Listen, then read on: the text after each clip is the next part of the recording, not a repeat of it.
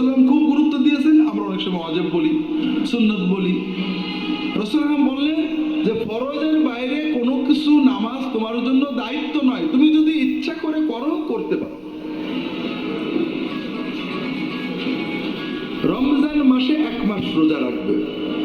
ইয়া রাসূলুল্লাহ হাল আলাইয়া মিন শাইইন গায়রু, আর কিছু? রাসূলুল্লাহ সাল্লাল্লাহু আলাইহি ওয়াসাল্লাম বললেন না, তুমি চাইলে নফল করতে পারো, যাকাতটা দেবে। ফরজগুলো বললেন রাসূলুল্লাহ সাল্লাল্লাহু আলাইহি ওয়াসাল্লাম। তখন ওই বেদুইন বলছে, ইয়া রাসূলুল্লাহ ওয়াল্লাযী ওয়াল্লাহিল্লাযী আকরামাকা, আল্লাহর কসম করে বলছি যিনি আপনাকে মহা মর্যাদাময় নবী বানিয়েছেন, সেই আল্লাহ তাআলার কসম করে বলছি, লা আতাতাওয়া আলা হাযা শাইয়ান ওয়ালা আনকুসু মিম্মা ফারাদাল্লাহু আলাইয়া শাইয়ান। আল্লাহ তাআলা আমার উপরে যা ফরজ করেছেন তার থেকে একটুও কমাবো না, এর উপরে কোনো নফল কাজ আমি করব না।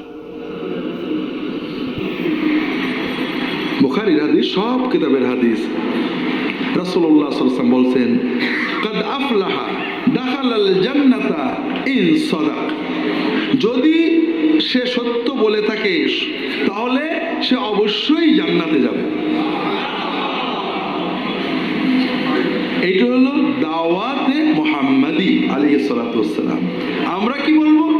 যতই নামাজ পড়ো, যতই রোজা করো, যতই হজ করো, যতই যাকাত দাও, আমার দল, আমার গ্রুপ, আমার তরিকা, আমার কায়দায় না আসলে জান্নাত তোমার জন্য চিরতরে লক করা।